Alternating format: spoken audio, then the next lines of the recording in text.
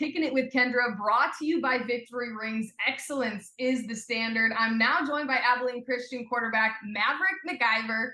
And Maverick, I know this was a busy, big past weekend. You took on Stephen F. Austin in Nacogdoches for their homecoming, and the battle between those two purple teams, it goes down to the wire pretty much every time in the last 5 years. What were some of the conversations in the locker room this past week as you geared up to head to Nacogdoches?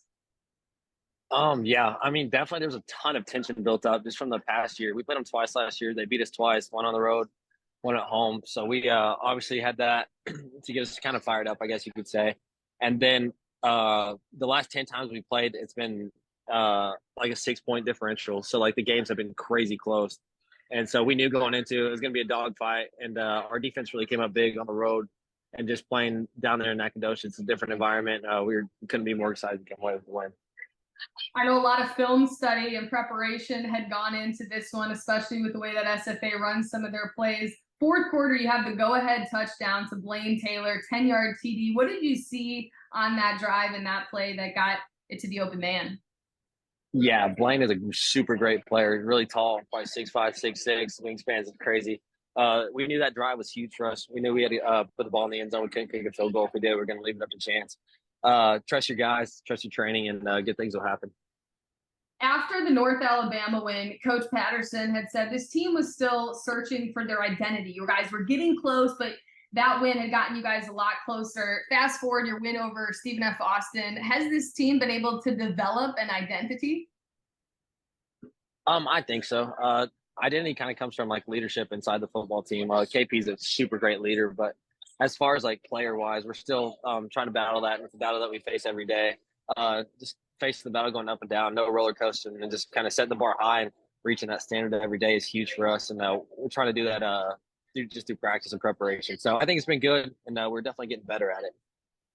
Keith Patterson had also mentioned that you really hadn't had a full year of football that included the spring, summer, fall, with injuries really since you started your collegiate career. This past year, you had the opportunity to do so. How much of a difference maker was that in being able to get all those reps and have all that time to get used to the system? Yeah, definitely kind of transitions from being like kind of a rookie quarterback into not a vet, but just more experience. And you see defenses, you see plays, you see our players, you see we've already been through the system of the WAC last year and then the UAC this year. So we've played a bunch of these teams. We know a bunch of their systems, all of the same coaches, all the same players. So it's been good. Just going into the game plan with a better mindset, better idea in your head, just pre-snap and then post-snap. So it's been huge for me, huge for the team, and we're excited. I know you started your career at Texas Tech before transferring in. This is your second year with the Wildcats. What made Abilene Christian the perfect place for you and buying into what KP has in store for you guys? Yeah, so KP was at Tech with us, and then our quarterbacks coach Matt Clark was also there, and I had a good relationship with them at Tech, and then I knew what kind of people they were. I knew their character. I knew just what they really stood for. So I was like, that's really a perfect match. And I came down here and just kind of followed them, and it's been perfect. KP's morals, KP's values, what he instills in us is huge. And so it's a great guy to follow. He's a great coach, and that's one of the best decisions I've ever made. What is the legacy that you want to leave this year? I know you guys have big goals as a team to win the UAC and to finish as high as you possibly can. But for you, what are some personal goals that you have on the season? Yeah, I think if you would have asked me at the beginning of the season, I would have had a lot different goals. But kind of towards the middle and latter part of the season, it's just really, for me, it's just being the leader on the team, somebody that everybody can trust and somebody everybody can count on. Obviously, you want to be the best quarterback in the conference and, of course, best quarterback in the nation. But as far as now, just being a consistent quarterback and being a guy that the team can count on. Looking at your next matchup, you head to Southern Utah, another road game. What's the biggest part about when you play so many back-to-back road games, keeping yourself healthy and kind of in a bit of a routine before you have to fly out to another state? Yeah, playing on the road is hard. And then, I mean, especially back to back, being road warriors, it's really going on the road and just like taking care of what you know. And then, and yeah, just kind of going on the road, knowing what you got to do. Southern Utah is a great team. Their record doesn't show it, but they're a good team. They're sound. They're fundamentally good. And so we got to test on the road, and we can't be more excited for it.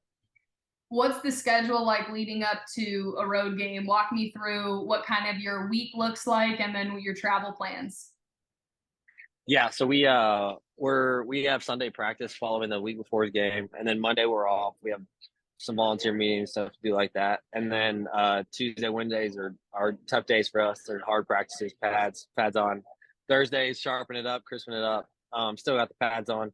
And then Fridays, walk through, get to the airport at a good time, fly out, get to the hotel, meetings, walkthroughs, and stuff like that. And Saturday, it's just game day rituals, wake up, meetings, chapel, all that good stuff, and then hit the bus and go play. Are you a routine-based person? Like, do you have to have something you do every game day in order to be locked in and ready to go?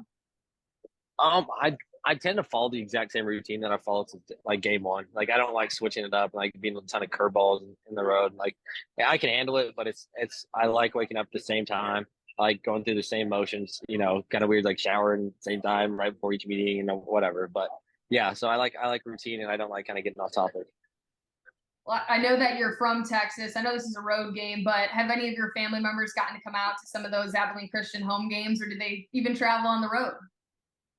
Yeah, actually, my family's so supportive and so loving. My immediate family's dang near every single game that I've played in this year, and then I have a ton of supporters, ton of family, ton of friends. So it feels good, and I feel loved. Lastly, I have to ask, because with your name and Top Gun, do the Top Gun references ever get old, or does it just keep you fired up? Honestly, I love it. They do get old sometimes, but at the same time, I'm like, this is awesome. If you ever seen that movie, it's one of the best movies I've ever seen, and I be like Tom Cruise, and it's perfect. Absolutely, they are pretty incredible movies. Well, Abilene Christian takes on Southern Utah October 28th this Saturday. It's a 2 p.m. Central Time kickoff on ESPN Plus. Maverick, thanks so much for sharing and spending some time with us, and good luck this weekend. Thank you. Appreciate it.